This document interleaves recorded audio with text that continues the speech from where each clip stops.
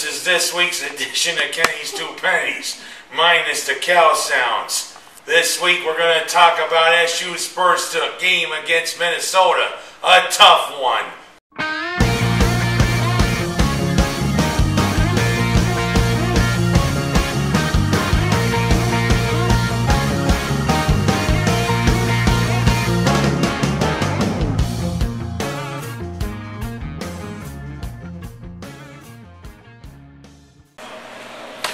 Hello Syracuse fans, want to know where I watch the games? Come here to Dewey's Third Ward Tavern, Bridge Street here in Seneca Falls.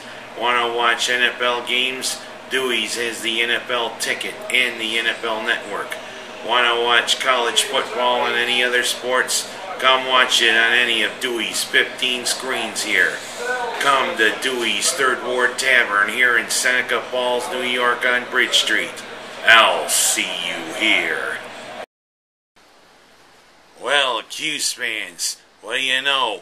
2009 was ready to kick off in big fashion. We almost had a sellout crowd. It was nice seeing the dome almost full again. And our opponent for this first game of 2009, the Minnesota Golden Gophers. But you know, a funny thing happened on that first possession. Greg Paulus, or I wonder if Greg Robinson was still around calling the plays. Heck, he was supposed to be there in Ann Arbor calling defensive plays for Michigan. He must have called that first offensive play. Or maybe, Mr. Paulus, you said something to McKenzie there to snap the ball above your head like that. What'd you do? Go like this. Down! Sit! Hut! Your mother's a jackass! Your mother's a jackass! Hut! Whoa! Even Manute Bol, as tall he is, couldn't get that snap. But you know what?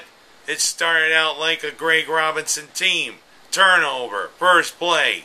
2 plays later, Minnesota scores a touchdown. Then on the ensuing kickoff, we finally show signs of life. Nice return down into Minnesota territory. 3 plays out. Then in comes new kicker Ryan Lichtenstein. Or as the announcer said, Lichtenstein. Hell, I prefer Lichtenstein. Because you know what? I don't know if there's any country. He was no Luxembourg kicking that field goal. Became 7-3, and what happens? Minnesota goes right back down the field, especially on that long pass to Decker, scores another touchdown. 4 minutes in, it's 14-3 Minnesota. And like Harry Gant says in Stroker Ace, oh hell, here we go again. But then something happened. This didn't revert to being a Greg Robinson special. It went to a Doug Marrone special for the rest of the first half. It was a special look indeed. Hell, our offense really looked like something there in the first half. Once we got all the cobwebs shaken out, we moved right down the field. And Greg Paulus shows that spread offense can work like a ticking time thing if we get it going. Of course, there's all the fakes. You know, how you doing? How you doing? And especially on that first deep throw, he tried to Mike Williams, which unfortunately was incomplete. 1 fake. How you doing? 2 fakes behind the back. How you doing? Then he lets it fly. Wing it! But then you hear the ricochet. Chakung! But then we connected. Nice pass to Mike Williams for the touchdown. That was a thing of beauty there, Paulus.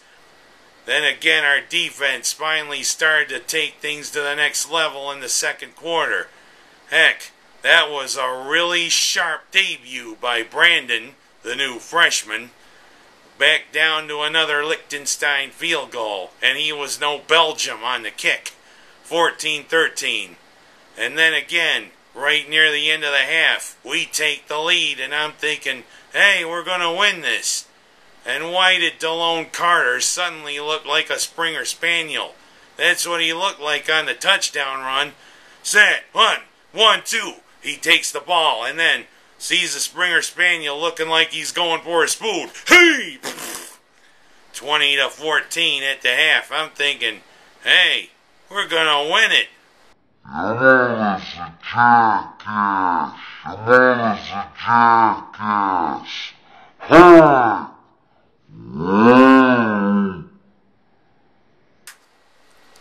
Minnesota started moving the ball in the second half, but they couldn't score except for a couple field goals. And what happened? Syracuse reverted back to something of a Greg Robinson special. Only 67 yards of offense in the second half and overtime. And also they added that new wrinkle along with bringing in the spread. They now got that formation that's become all the rage. In the pros, it's called the Wildcat. In colleges, it's called the Stallion. The Stallion? Where are they coming up with these animal names for these plays? Heck, but I kind of wonder what the running back says in the Wildcat. Does he go, "Row, hike"? Or in the Stallion, is it, "Yeah"? And if it works, do you think the guy goes, shaking his head like a horse? Hell, you know what they ought to do? They ought to come up with a couple other plays. How about the jackass formation? Well,